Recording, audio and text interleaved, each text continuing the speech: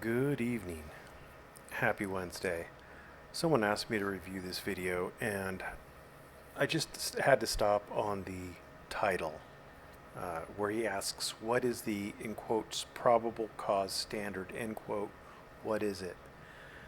And just to help us out, I have two Supreme Court cases that attempt to help us figure out what probable cause is.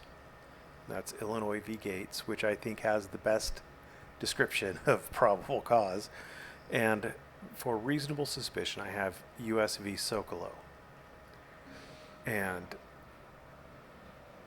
it kind of, U.S. v. Socolow kind of places context for reasonable suspicion in relation to probable cause.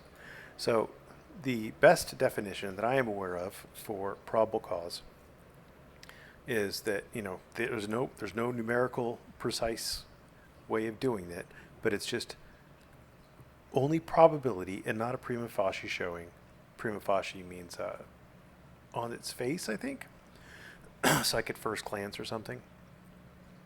Only the probability and not a prima facie showing of criminal activity is a standard of probable cause. Only the probability. So all they have to show for criminal activity is that, for probable cause for criminal activity, is that a crime was probably committed and you probably did it. That's all they have to show.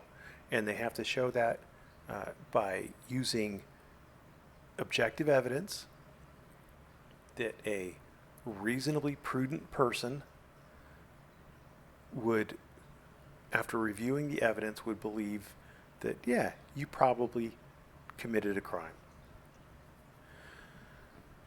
So then, in relation to probable cause, this is U.S. v. Socolow. In Terry v. Ohio, we held the police can stop and briefly detain a person for investigative purposes if the officer has reasonable suspicion supported by articulable facts that criminal activity may be afoot, even if the officer lacks probable cause. So what is reasonable suspicion? The officer, of course, must be able to articulate something more than an inchoate and unparticularized suspicion or hunch. He has to be able to say, these facts or this fact leads me to believe that crime may be afoot. He can't just say, I don't know, I just thought maybe he was committed a crime. The Fourth Amendment requires some minimal level of objective justification for making the stop. That level of suspicion is considerably less than proof of wrongdoing by a preponderance of the evidence. Preponderance of the evidence is a standard that is most often used in civil cases, and that's just 51-49. 51% wins, 49% loses. So whoever gets over that tipping point wins. That's preponderance of the evidence.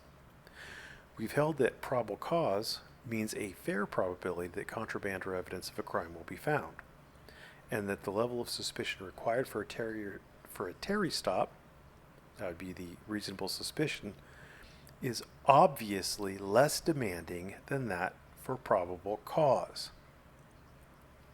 And again, the concept of reasonable suspicion, like probable cause, is not readily or even usefully reduced to a neat set of legal rules.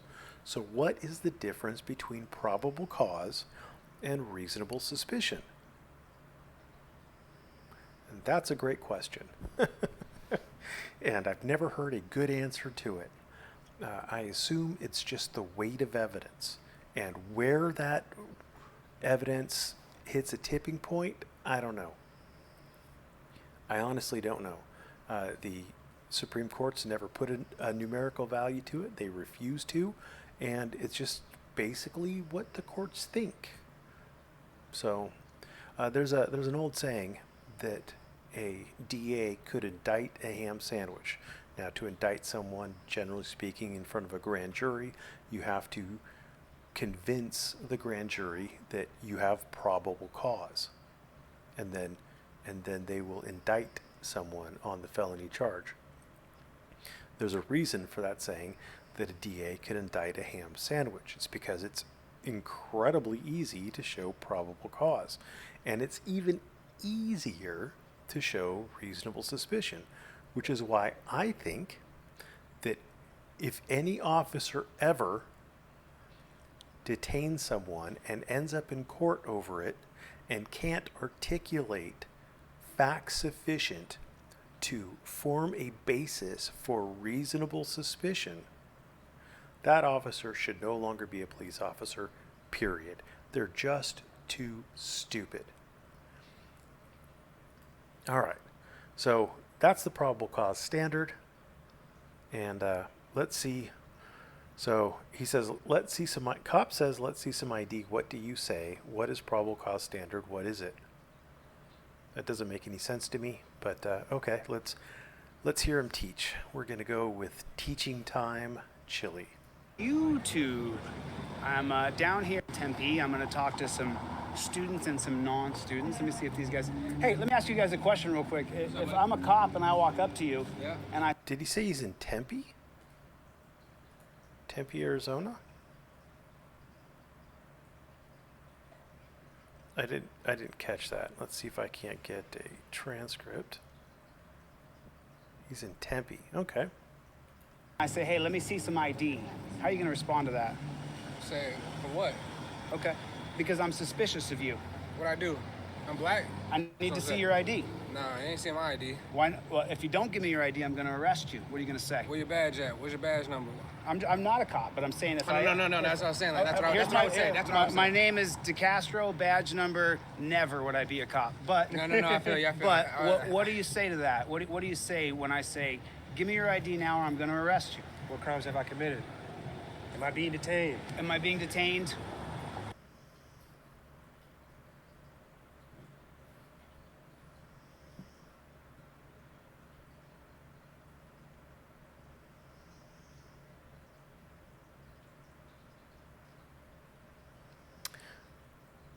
I think this hypothetical lacks sufficient background. One question I would have is the cop walks up to me, has he just pulled me over? Am I in a vehicle? And I also don't know if Arizona has a stop and ID law. Let's see what they have. Arizona. So it looks like they may have a stop and ID statute.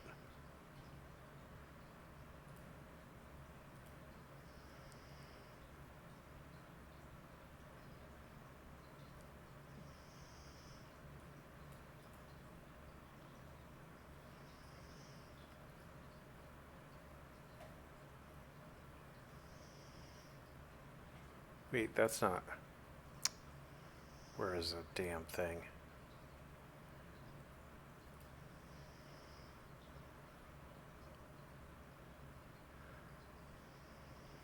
I'm not used to looking up Arizona laws. I apologize.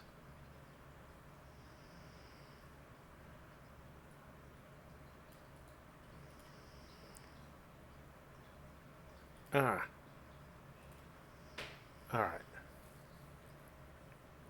It's unlawful for a person, after being advised that person's refusal to answer is unlawful, to fail or refuse to state the person's true full name on request of a peace officer who's lawfully detained that person based on reasonable suspicion that the person has committed, is committing, or is about to commit a crime.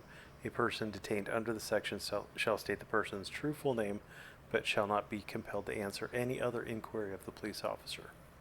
Okay, so with that said, I'm going to assume that Arizona has some sort of a statute that requires drivers of vehicles to have a driver's license and to present that driver's license if they get pulled over. So now, assuming that he's asking me these questions, what do you say? I mean, it really depends. Like, whether or not you want to comply with a cop is going to depend on what you want to do at that given moment. And so I'm not going to fault anybody who wants to comply with the cop and who just gives the ID. because maybe the cop's just going to issue a citation or a warning or whatever. So I mean, there's that. I I don't see anything particularly wrong with asking, why am I being detained? I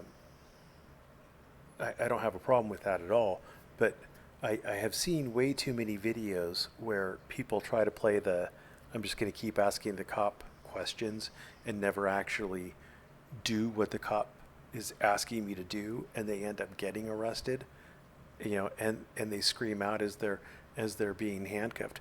I was just asking you a question. I was going to comply. I told you I wanted to comply. I just needed to know a few more things, whatever. I mean, it's just, I've seen that way too many times. So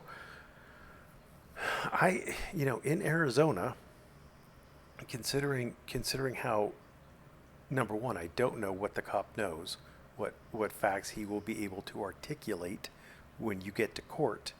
I mean, I would probably just give him the ID, or tell him that I wouldn't give him my ID, but I would state my true full name. And if I was driving, I would just hand him the ID. But I'm just a first-year family law attorney, so what do I know? Let's see what Professor Chillie says. Or am I free to go? Right, and I say you're being detained. Under what cause? Right, but what particular kind of cause? What am I being detained for? Right, so under what probable cause standard? And Why would you ask what probable cause standard? That doesn't make sense. What probable cause standard?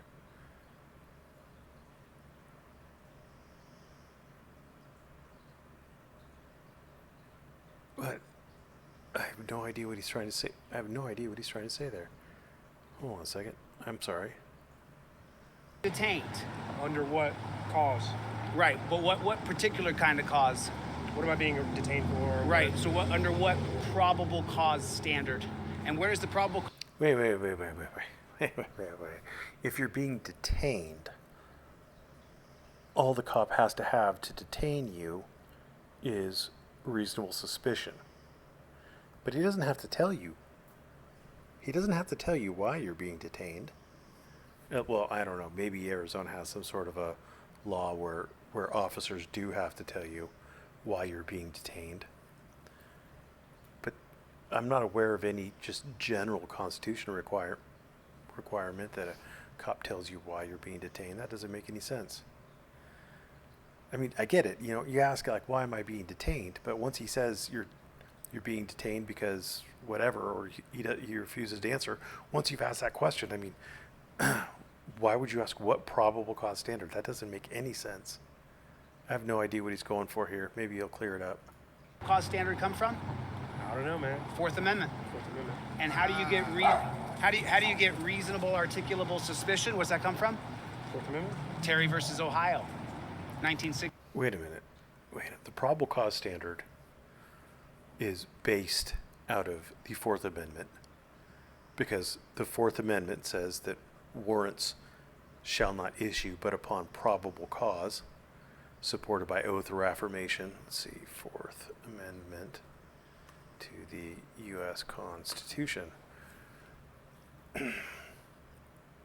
No warrant shall issue but upon probable cause, right? So this is the section in the warrants portion where it talks about probable cause. Now, the right of the people, blah, blah, blah, against unreasonable searches. See, unreasonable searches. So the reasonableness standard comes from this part, and warrants are what talk about probable cause. So it's actually case law that has determined that arrests have to be made on probable cause. It's case law that determined that. So because the Fourth Amendment doesn't specifically say that you can't be arrested except on probable cause. It says no warrants shall issue but upon probable cause.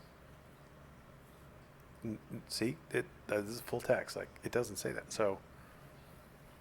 So I don't know what he's saying. He's stupid.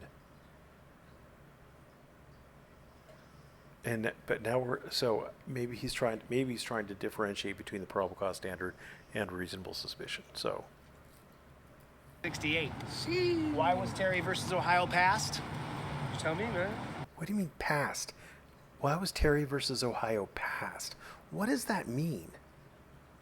Why did the court come to the decision it came to in Terry v. Ohio?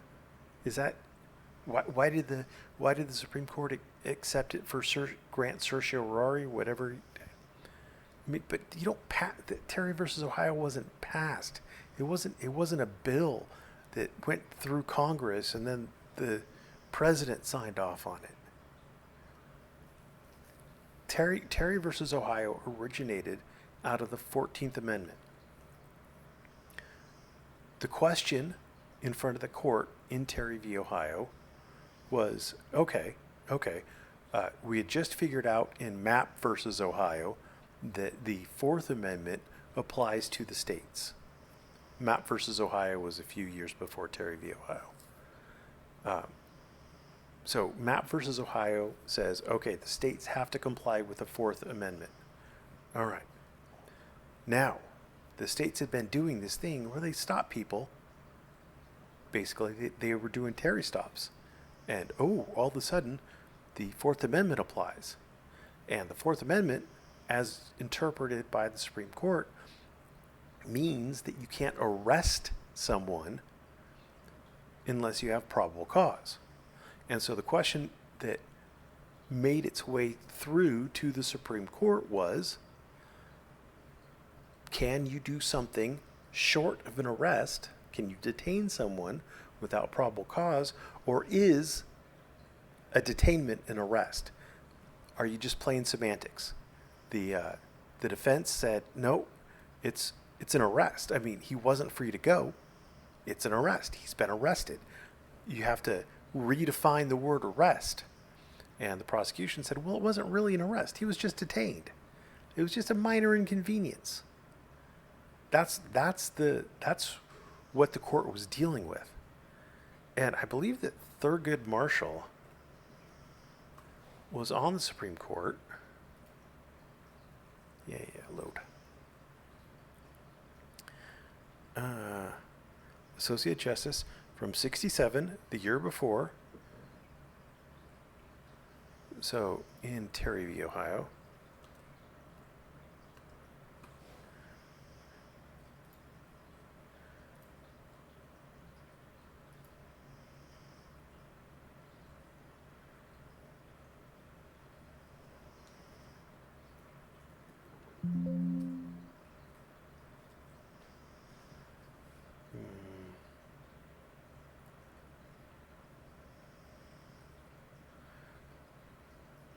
Let's go to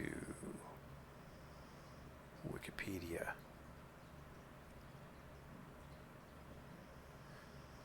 Thurgood Marshall. Majority. Marshall. So Thurgood Marshall, a black American civil rights lawyer who became the Supreme Court's first African American judge,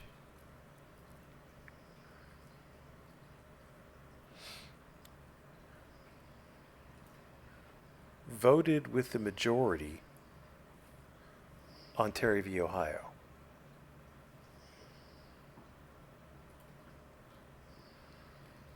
And now Chillie saying that Terry versus Ohio was, in quotes, passed to arrest black people. So the African American civil rights attorney, Thurgood Marshall,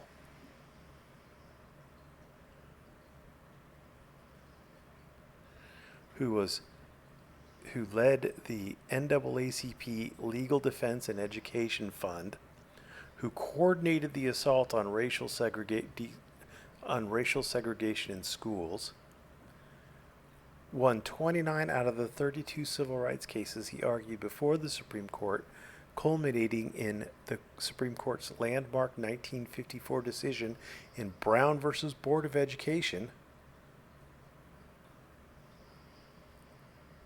This guy, I guess he just hated black people. The more you know. To arrest black people. Nah, facts. Well,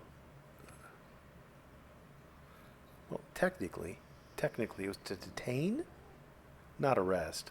But I mean, I guess if you really want to spin some sort of narrative that it was all just one big plot to arrest black people, I mean, I guess race baiting is fun for the whole family. So you spent some knowledge on this, I'm man. a lot of It's not really knowledge. people identify me as a conservative. A lot of people will call me a liberal. Whether you like it or not, No. Terry, see my shirt says overturn Terry right here? Terry versus Ohio was created so that cops could run up and grab blacks. See. It was created. This guy is so uninformed. See, cops were already detaining people. Officer McFadden, the cop in Terry versus Ohio, was doing what he normally did. The difference is that a year or so before, when was Mapp versus Ohio?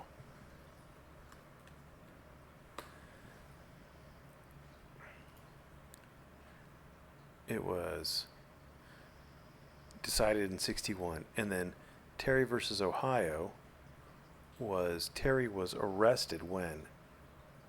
In 63. So shortly after Mapp versus Ohio was decided. So now we know. You know, in 61, Mapp versus Ohio, right? And then, Officer McFadden, he grabs Terry. Well, is it a Fourth Amendment violation? That was the whole thing. Because they wanted to stop the civil rights movement. So now what? Yet Thurgood Marshall wanted to stop the civil rights movement. He wanted to stop the civil rights movement. Yes. You figured Thurgood Marshall out completely. What's the difference between reasonable articulable suspicion and a probable cause standard? I gave you the answers. What's the difference? The difference between reasonable articulable suspicion, or as the courts like to call it, reasonable suspicion, is less than probable cause. They both require facts. One is just a lesser standard. So reasonable articulable suspicion comes from Terry versus Ohio. Terry versus Ohio. Yes. And the probable cause standard comes from Fourth Amendment. Fourth Amendment. So Well, that's a weird way of putting it. It's like saying, the son comes from the father, but the daughter comes from the mother. Really? Like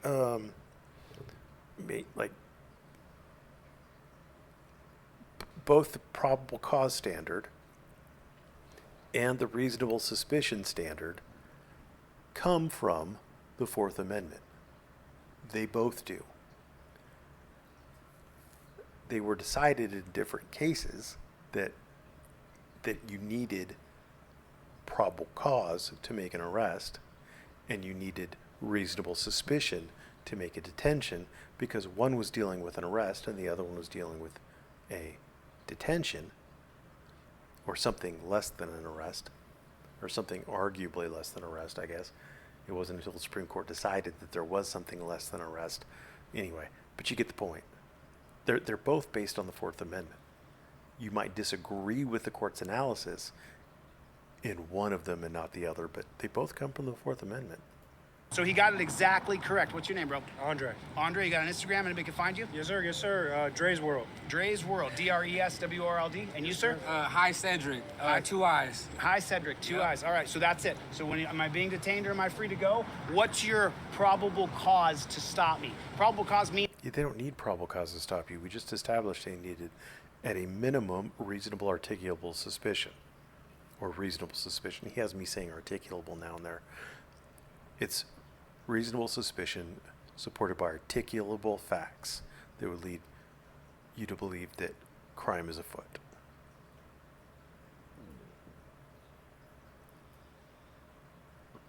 Reasonable suspicion supported by articulable facts that criminal activity may be afoot.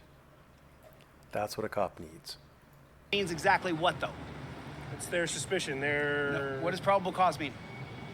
What is probable? The probable cause means that it's probable that a crime was committed. A crime was probably committed, and you probably committed it. It's objective. It's objective facts that would lead a reasonably prudent person to believe that you committed a crime. Cause actually mean? If I say there's a probable cause standard, what does that mean? There's probably an issue. Well, okay, Yeah, very that's good. what Okay, I'm what's thinking, the like- issue though? What is the? If I have probable cause against you and I'm a cop, what does that mean? You've broken the law. Yeah, broken the law. No, it does not. Absolutely wrong. Wrong answer. You could have probable cause to arrest someone who has not broken the law. 100%. Probable cause, again, means a crime was probably committed. And it's less than preponderance of the evidence. So you don't need a 50% chance there. You need something less than 50% chance is where the cutoff is. And I don't know exactly where it is. The court won't say, but it's less than 50%. So it just has to be a crime was probably committed. Like, think about it. Think about playing roulette. That's where they spin the ball. And there's different bets you can make. And if you bet on just like one number, you have very low odds of winning, right? But there's different bets you can make that increase the probability that you're going to win. All the way up to you can bet on red or black, which are almost 50-50, right? Let's just assume arguendo that those are 50-50. Like the red-black would be the probable cause standard, basically. 51-49. It's essentially 50-50.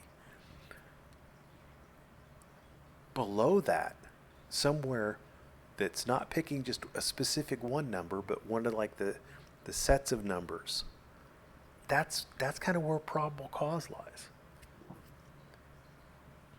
It doesn't mean you've broken a law. It doesn't even mean a law was broken.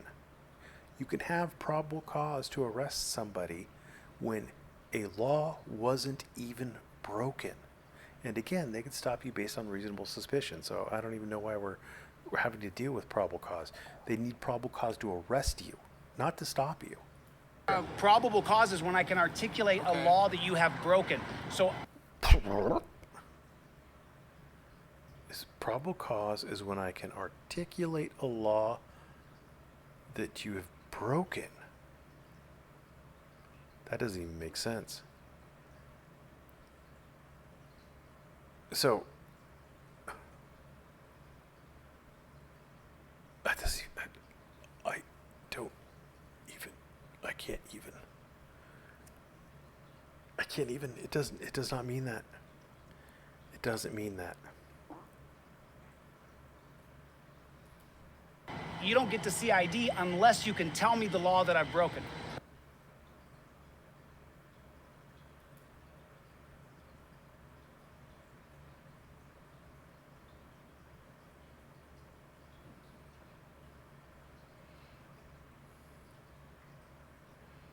All right. So apparently, according to the Arizona law, and now remember, there's probably case law surrounding this. I have not read it. I am not an Arizona attorney. This is not legal advice. Just looking at this statute, though, I don't see anything in here where the cop is required to have probable cause.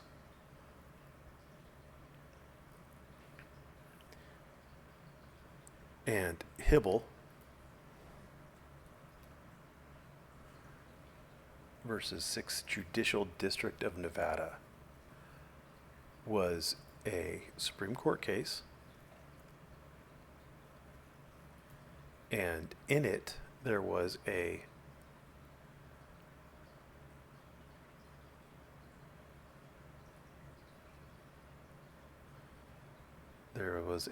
law, a Nevada law. Any peace officer may detain any person whom the officer encounters under circumstances which reasonably indicate that a person has committed, is committing, or is about to commit a crime. So he can detain you on that. The officer may detain the person pursuant to the section only to ascertain his identity and the suspicious circumstances surrounding his presence abroad. Any person so detained shall identify himself, but may not be compelled to answer any other inquiry of any peace officer.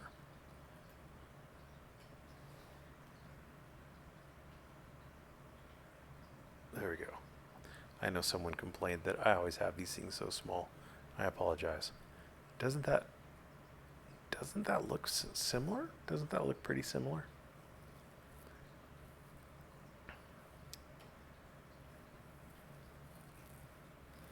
I'm sure they have something about being lawfully detained too, because this is called refusing to provide truthful name when lawfully detained. And this has a lawful detainer, and then you have to give your name. So where does it say that you don't get to see ID unless you can tell me the law I've broken? I mean, he's literally advising these young men to commit a class 2 misdemeanor. Or it appears he's advising them to commit a class 2 misdemeanor. And then let me guess, when they get arrested for listening to his shit tier advice, he's going to say that it's because they're black, and it's because cops are racist, and it's totally not going to be because of his shit advice. Has he even looked at an Arizona statute? Or is this all based on his constitutional teaching? Oh, by the way, Hibble, they found that the officers could, in fact, based on that law,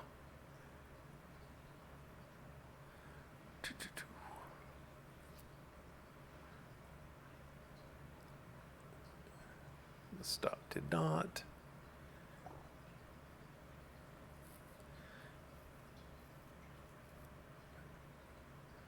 And he asserted his Fifth Amendment right not to identify himself. So, yeah. So, if there is ever a situation where identifying yourself would be used against you in a criminal case, not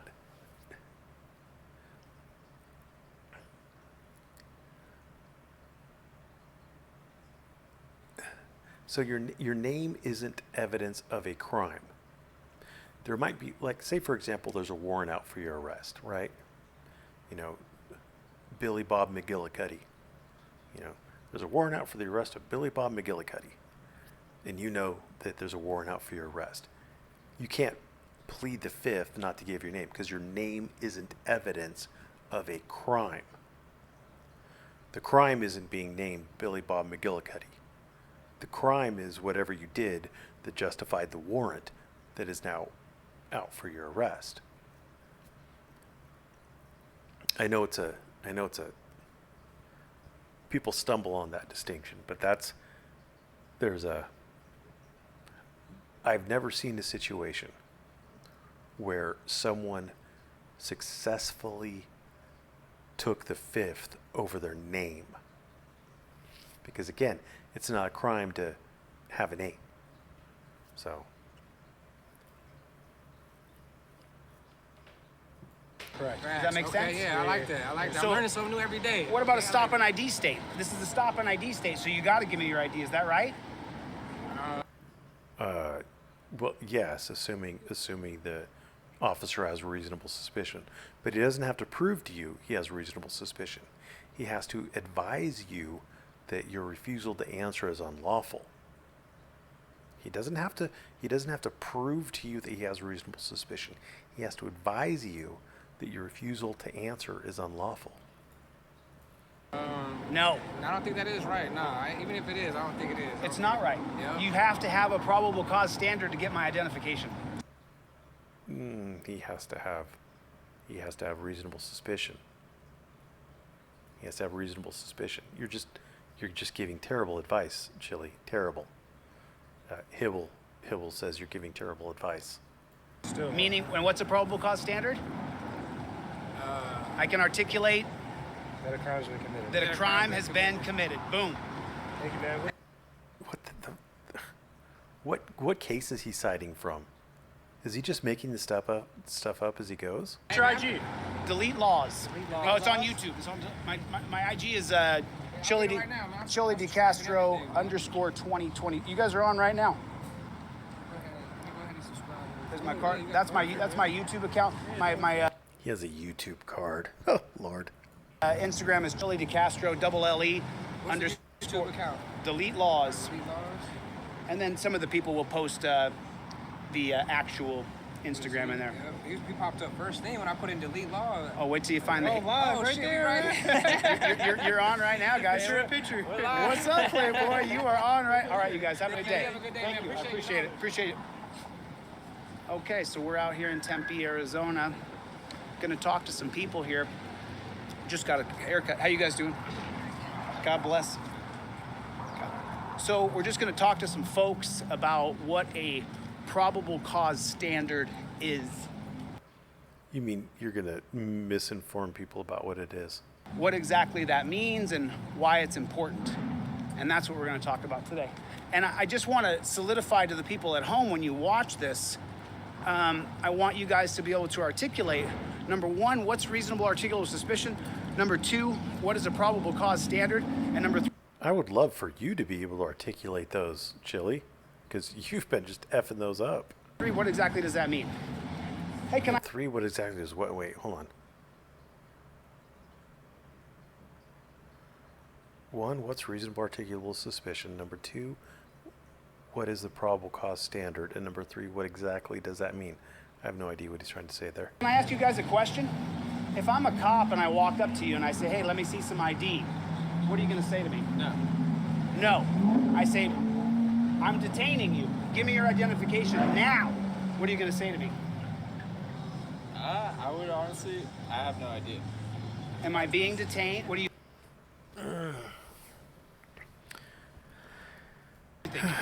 I don't know. It depends on the situation. am I being Good answer. She's smart. detained or am I free to go? I mean, You don't have to ask that. There's no requirement that you ask that. you should be free to go. I should be free to go, right? Yeah. Do you know why you can be detained? Do you know the reason why you can be detained by a cop? Terry versus Ohio, 1968. Okay. Overturn Terry. All right. Do you ever run into cops? They ever stop you, question you, or anything like that? Never. Never. You? No, Never. No. You guys are the beautiful people. God bless you. Thank you.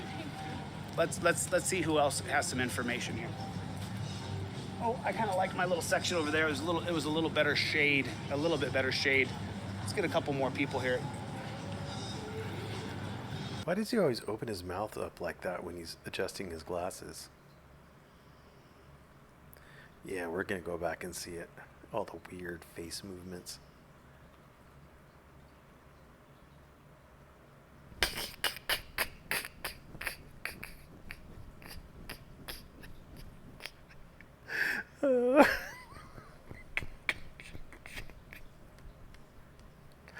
Oh, I've made this video long enough. I'm getting punch drunk. I'm tired.